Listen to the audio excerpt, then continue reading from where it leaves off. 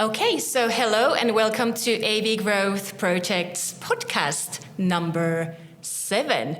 I am Maria Saloma from Tampere University of Applied Sciences, where I work as a principal lecturer in innovation management, and I've got a privilege to work with our very own AV Growth project. And today we just wrapped up the first day of our fourth workshop here in Helsinki, and I've got some of the interesting representatives here from our AV Growth Program companies, and also one of our trainers from today. So a little round of introductions, and then we're going to go to the actual theme of today, which was selling, financing, and prepping you for meeting with investors, buyers, and partners. So we talked about sales, scaling up, and also security. So on my right-hand side, we've got Outi Stuber from Sitomo. Could you say something about yourself and what do you do at Sitomo? Yeah, surely.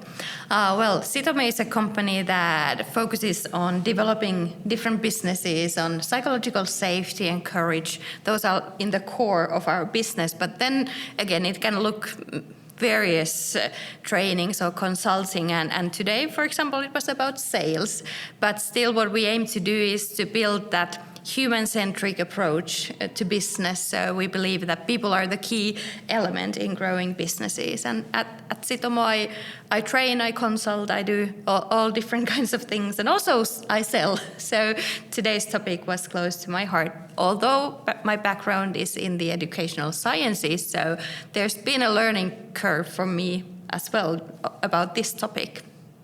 Wonderful, thank you, Outi. Then we've got Marta from Latvia, Sunday Rebels Films, which is part of our growth program. So could you tell something about your organization and what's your role in it? Yeah, hello. So Sunday Rebel Films, it's a production company based in the Baltics. It's all female-led, and it focuses on a lot of diverse works and a lot of different formats. So we work with fiction, documentaries, animations, and it's off to a very great start, and I think it's a company that has a lot of potential and growth. And I work as a junior producer in the company. Thank you very much. And you've joined AV Growth since the beginning, right? Yes. Okay, excellent. And then we've got Anna from Finland, from Yamedia. Could you say something about your company? Yeah, Yamedia is also a female-led company since 2003. We work mainly in Swedish in Finland, and we work with documentaries and fiction, and also with educational material. And we are ready to grow. Wonderful. That's the whole point of the growth program. So actually, my first question would be, how would you reflect the things that we learned today? Actually, before we go to that, let's do something fun. So in the morning, we talked about pitching, and they told us about try out our cool power poses. I know it's a podcast, but let's do one still. This is an all-female panel, so what's your power pose? Here we go. I think we look serious and smart. So now it's time to talk about how today's training can help you with growth. So what kind of insights do you think you will take back home to your organization from today? I think from the pitching, what I took from that is that it's really important the presence you have on stage and in front of other people, and that it actually is about probably a lot about knowing yourself and being comfortable with your own personality. Like you are what you are, and you bring what you bring. And that if you are trying to pretend something, that will be detected very quickly by an audience. How about Marta? I feel like when we get into our projects and when we work on a daily basis, sometimes you get stuck in a lot of emotional patterns that you have, and I think today it was a very good day to really label these emotions and to say, like, okay, I feel anxious and I feel like an imposter sometimes, and I feel like this. And when you say these emotions out loud and you hear like people speaking about it and coaches speaking about it, it makes you feel like less alone in these situations. And I think that's what I'm gonna take back home for me, because I think it's important to kind of, what AV growth does, I think, is just brings you back to your kind of roots, I guess. And when you say not pretending and not being someone else, you're like, okay, I can do this. I'm growing, I'm learning, and it kind of gives you this boost of inspiration to continue to do what you do in better feeling. Excellent. Outi, would you like to comment on that? Yeah, sounds amazing, and I think that's the core, like truly knowing yourself and knowing your professional expertise and building on that. And then again, we are all human, and that's the connection that we can already establish. And in sales, it's from people to people, and there's of course there are some techniques and things that you can consider, but then again it's from people to people, and when you are able to build that connection, you are able to overcome maybe the uncomfortable feelings and at least recognize that maybe selling is something that you don't feel at ease if you are starting out as a business, but then you can learn. And that's I think the attitude that no matter what happens, but you can always learn, and that's the key to growth. I think it's very easy to agree with all of you. So my notes from this morning was, it's about you, not the materials. So it's people business. We have to know our products, but we also need to know ourselves. And Outi, in your training session, you talked about psychological safety, which can make organizations more innovative and agile. So would you like to elaborate on that a bit? Yeah, well, psychological safety, sometimes we misinterpret that as a term, and we think that it's something that we all need to just be, everything has to be easy and fun and comfortable all the time. But actually, if we have a strong psychological safety, whether it's inside the company or with our clients, it allows us to be very honest when we are having discussions and talk about freely about things. And it's the kind of, in the core, it's the idea that I can speak freely, and it's not, no one is going to hold that against me. If I have an idea, I ask a question, I'm not going to be ridiculed or shamed for it, but everyone has their opinion, everyone has their voice, and we want to kind of bring that to the table in order to develop and make the best out of it. So that's the core, but it's a concept that many times we kind of misinterpret it, like I said, and then we end up trying to please people or trying to just make it easy and fun for everyone, and not have that kind of ambition to really push the limits or trying to develop our businesses. That makes sense. So, Anna, is there something you do at your company to address the issue of psychological safety? Well, we don't have like an action plan or anything like that, but we do work in teams and try to think about that. But it's very what could you do other than being nice? It's kind of, I think it's a bigger question than that. It is because ambition and psychological safety can go hand in hand, as you said. That you also, if you work with the team, you would want them to do to bring up ideas and also be pushing maybe ideas, and then you need to give freedom to people, and so maybe that's something that we try to do to give freedom to people to make their own. For example, you might need to make fast decisions that you can then later, it can prove to be the wrong decision maybe, but that's okay sometimes. So it's also about trusting people, Yeah, that they know their stuff. Yeah. So, yeah. Oh, you had a comment? Yeah, I was just thinking, because you asked like what can you do, and maybe it is also about learning to talk about our feelings and be able to address them. That okay, I feel uncomfortable, I'm not sure if this is a good idea, or I have a question, I keep thinking of this and that, and so that basically all the things that make people go silent are dangerous regarding to psychological safety, but everything that helps people to speak up, whether it's in sales meetings or then when we are together working together with our team and with our partners, all those practices that help people to speak up their opinions, their ideas, their observations. Those are the ones that build psychological safety. So I agree totally what you said. So pushing and trying to be the best or develop our businesses, but then again, making sure that people feel safe enough to speak up. How about you, Marta? Any experiences you would like to share from your organization? In my organization, I can speak from the perspective of an employee, and I think that we've successfully built a quite safe, psychologically secure.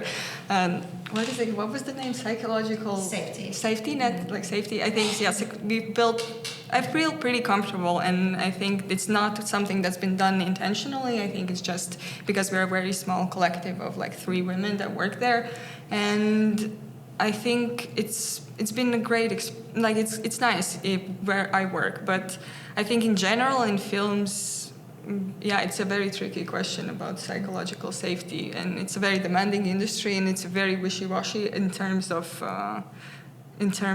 when do you feel safe? Because I've had a lot of situations where I feel like unsafe, not in this current workplace, but in general on film sets and things like this, and it's something that really, really needs to be worked upon. So maybe a strategy would be something that needs to be implemented, I think.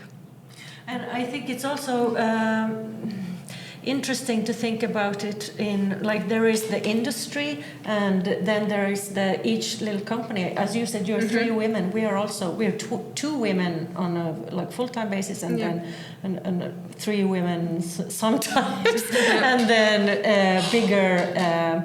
bigger teams whenever there is a production. But those are very different relations then that you have with those who come in for a few weeks, or the ones who you work with where the horizon of work is never ending really. And how do you? So it is. But I agree that it's like the differential. So I go to an office and I work with 2 more people. So for us, the psychological safety thing is like very achievable in us, but when you have a production of like many people, I think that's when it becomes more difficult.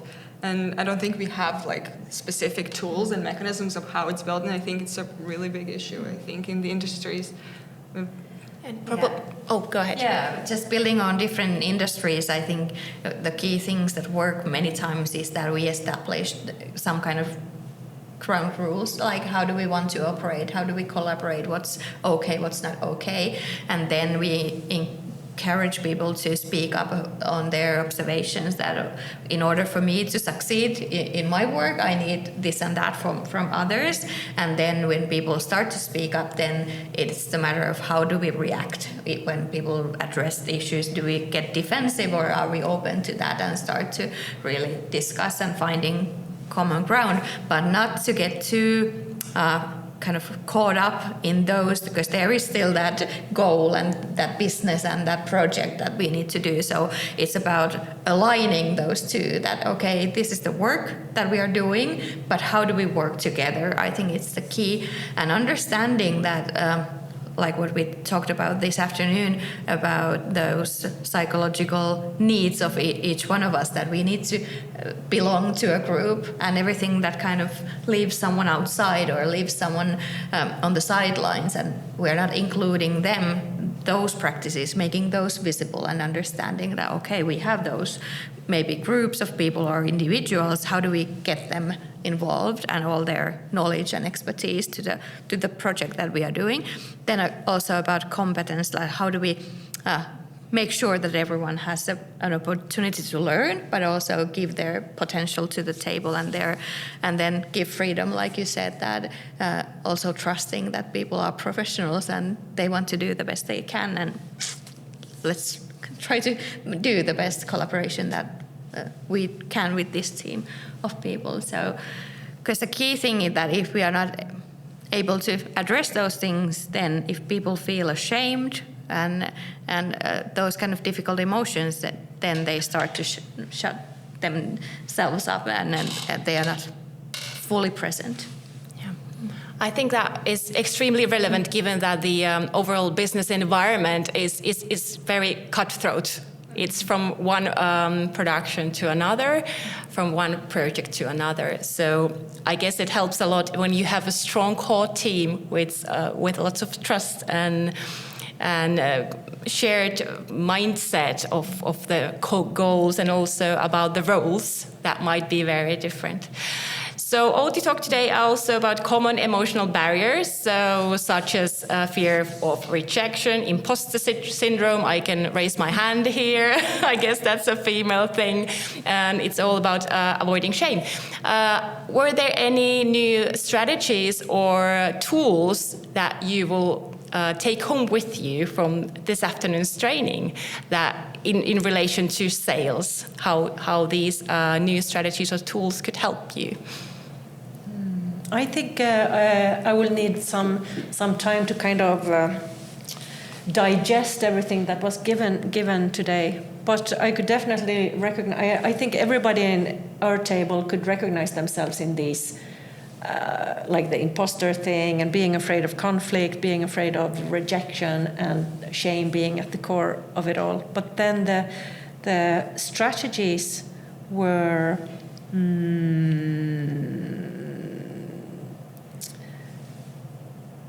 I actually can't remember them now. So it's kind of they maybe don't resonate as emotionally strong, because it's like you can see directly from those 1, 2, 3 bullet points that okay, that's me, and that's someone I know. But the strategies were more complicated with a lot of things that you have to think of. But I guess what I take home from this today is maybe the self-knowledge, and how like a psychological self-knowledge for those who are in trying to make business is much more important than I would have. I would give it much more energy than I've done before. Yeah. So coming from research side, we're all about grants, and also from project to project. So we get loads of "we regret to inform you that" letters. So maybe 1 out of 100 is successful. The competition is hard.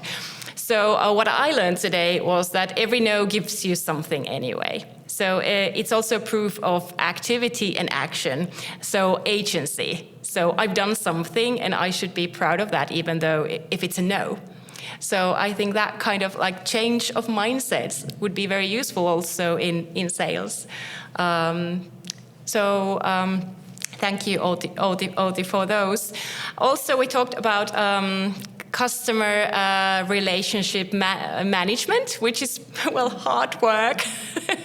So today we learned, for example, from the group works, that bribing is always a good way to go. So bottle of wine or chocolate, and also that squeaky wheel gets the grease. So what kind of strategies or activities you're currently doing and did today inspire you to change something in your customer relations management? Marta, any ideas? Take your time. No, it's definitely something that was building awareness around acquiring new customers and acquiring clients. I think I didn't even realize there's such a big thing of that is really in our industry, networking and like human-to-human contact and interaction is not necessarily emails or marketing or ads or socials that are the ones that make these, not acquisitions, but what was the first stage? Awareness. Awareness, yes. So it's the one thing that I think the awareness is built upon in this industry. And yeah, and I feel like it's the biggest thing, and that's what was most surprising for me, because when you look at it like on regular industries and businesses, it's a lot different. And what was the question? I guess my question was, were there any new tools or ideas to manage your customer relations from today? No, I mean, like, there's a lot of great advice that was said today, and I think I would really love to apply it, but there's just so little resources, I guess, for it to be like realistic for at the moment. I feel like, but maybe it's something that we should definitely strive for. And I saw what was the CMS, what was the when you customer relationship management. Yeah, when you keep systems. logs, and I've had like these tables, and I've had everything, and I've like collected it. But overall, when you're like such a little company, I think it's like just strives for burnout, I guess, at some point. I don't know how to, I genuinely don't know how to implement them in a small company, but maybe it's just something that I need to think about a little bit more and analyze, but that's my initial thoughts it's like, it's something that I know that a lot of things I would want to implement and a lot of things to do, I just don't know how with the time and money resources at the moment. Yeah, and I think that then the key is to find the smallest things that you are able to sustain and do systematically, and rather than having a plenty and then you get burned out and you have to balance, because you need to do the projects and you need to do the work, but also then finding the way that, if we want to grow, then we need to do some investments in this as well, and then doing those decisions and taking maybe a little bit of risk, but doing it like with a thought that you have a plan and then you apply the plan, and not just like go here and there and try to achieve something, but really be strategic with your actions, because then you have a limited time and limited budget if you are a small company, but then trying to find those little. Yeah. I want to tell you, do you have like a step, like the tiniest steps that you can take, like for example, to implement in this industry, in this like small company, for example? Do you have any advice for what would be those small steps?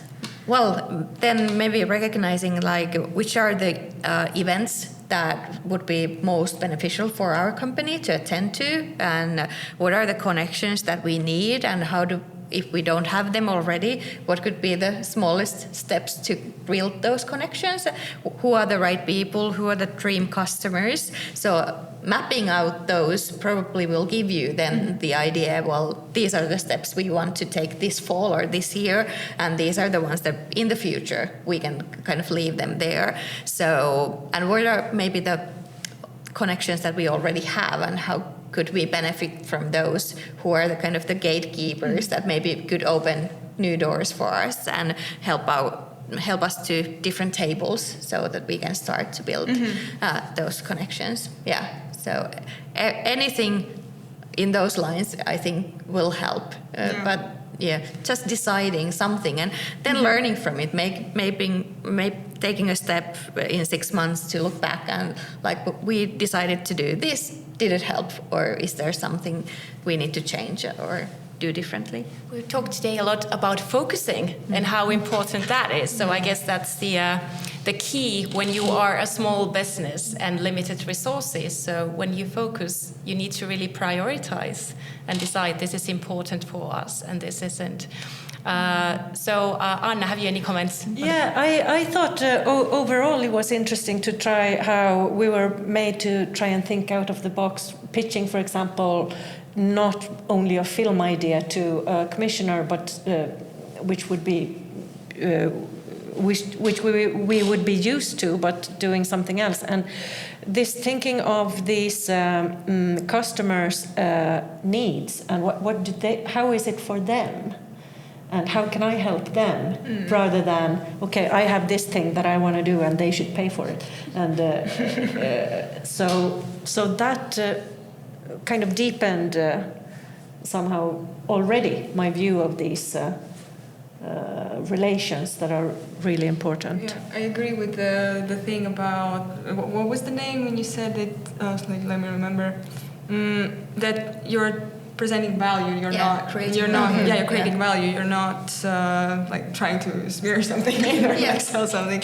You're like creating value for that person, and then it really becomes easier to in the sales process of just realizing it's not something. It's like it's genuinely helpful for them. Yeah, and they need it. Yeah, like the broadcasting company needs to connect with the audience, and I can help them do that. Yeah, that's definitely. And then also this, there was another slide there with going from one project to strategic, which Being is really reactive, proactive, or strategic. yeah, and that's also really, I mean, it's not, probably it's like one or two, we're already trying to be strategic by being in this program, and like taking away a little bit of time from the släcka bränder situation, you know, where you're putting out fires all the time, and making a map like that, where do I go and who do I try to meet, is that probably is going to help a lot. So yeah, those little concrete things are very, very helpful to hear. Did you get any new ideas about your clients today? Because we talked lots and lots about the client's perspective and how we might have different client groups. Someone was saying that, it doesn't work like this with the Film Foundation. But then the question was, do you have other clients than the Film Foundation? How about the audience, like you mentioned? Yeah, I think it's very interesting to think about, like deeply about that. Who is your client really? And try to think about new clients. Also, the audiovisual industry is changing so rapidly, and there are mega trends going on.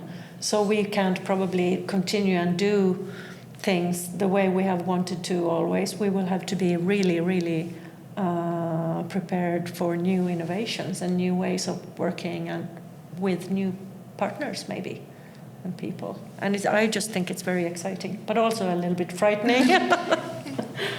Yeah. No, I completely agree. I think it's something worth really to think about and sit down and really analyze about what could be your potential new client, because we're so used to these schemes of like, I'm just going to apply for government funding, going to do this, I'm going to do it, and it's like the same routine, same over again. And I think it's important to kind of knock yourself out of that and to just broaden the perspective, get out of the box, and think about new options of how you can get these new clients. I think that was inspiring and I think very useful. I really hope that that's also useful from cross-border collaboration perspective, because that's one of course, you have the individual growth targets in EVI Growth Program, but also one idea and motivation behind the program is to increase cross-border collaboration. So I hope today also gave you some advice on how to do that through sales and negotiation.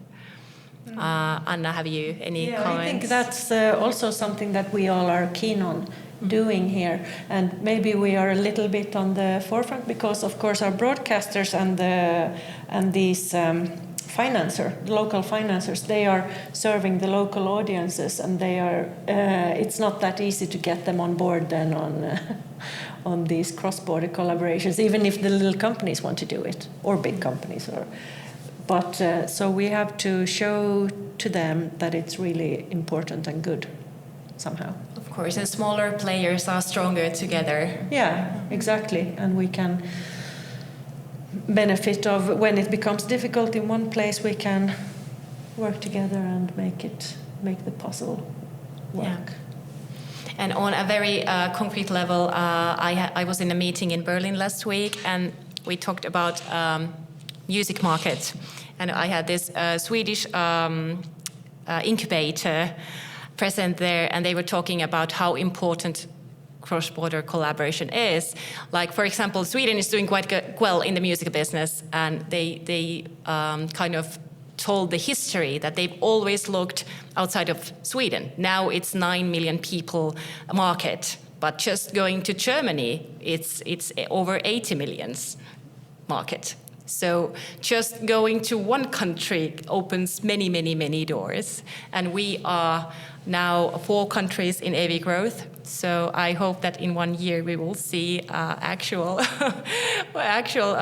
cooperation, at least initiatives, maybe not projects yet, but ideas.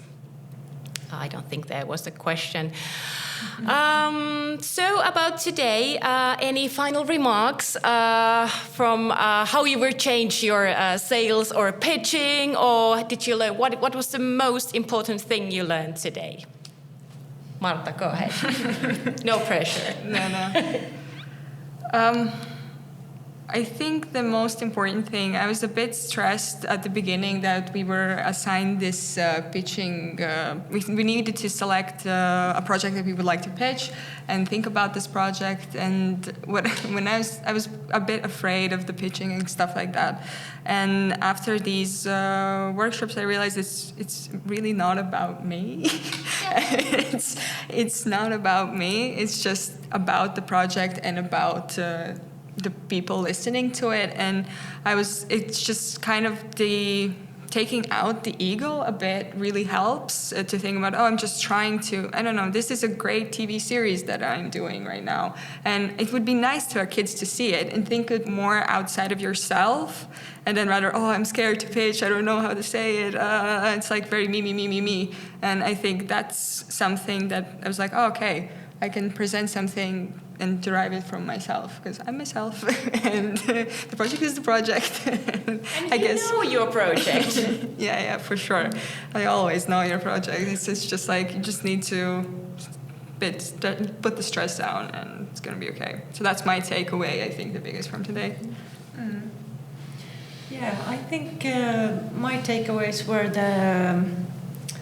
these ideas about psychological safety and honesty, kind of this, and that it's okay. I also have been very nervous about being on stage, but it's okay to just, that's okay to be a little bit nervous, and you just are who you are. So maybe take away the ego as well there, that it's okay to show vulnerability. And a lot of the thinking outside of the box was very helpful, I think, today, and it will have implications on all sorts of situations in the company. So just feeling a little bit more calm and okay with who you are and where you are. And I mean, people are looking for ideas all the time. My idea might fit somewhere. Maybe building on that, there is a saying that vulnerability is the birthplace for connection. And whether it's collaboration or sales, it's about connection, it's about relationships, and how do we build trust. So being yourself, being honest, open, that's where it all starts. Yeah. And this is a passion industry, so I guess we're allowed to be human and express how we feel and be honest, because there is no reason we're never compromising the artistic stuff, so we should also value ourselves in the same way, I think. So we started with pitching this morning, and pitching is about communication in very, very, very short, and it's work of art, isn't it, to get it right. But the training from this morning, Elsa Ervasti asked, talked about one-liners. So have you come up with your one-liners for your own companies? What's your company about? Anna? My company is about creating content with empathy and edge for a global audience. How about Marta? I would say that our company is a playground. I think it's a space for play, it's a space for creation, and a space for collaboration. I think that would be my definition. Okay. Outi? Well, we used to say that Sitomo is about building courageous and resilient organizations, but I guess nowadays, as we are understanding the projects and the clients that we are working with, it's more about implementing all that to the structures and to the systems of the companies, but doing with courage. So still, courage is in the core and in the heart of what we do. Wonderful. I also tried to do my homework. So coming from AV Growth program, I thought that AV Growth is about helping our companies to achieve cross-border growth. That's very simple, and that's what we promised to the funding authority and to you guys as well. So I hope we will deliver. Thank you very much for this discussion. It's been a busy day, but I'm very happy that you had the time and energy to share your thoughts for the podcast. Thank you. you so much. Thank you. Thank you.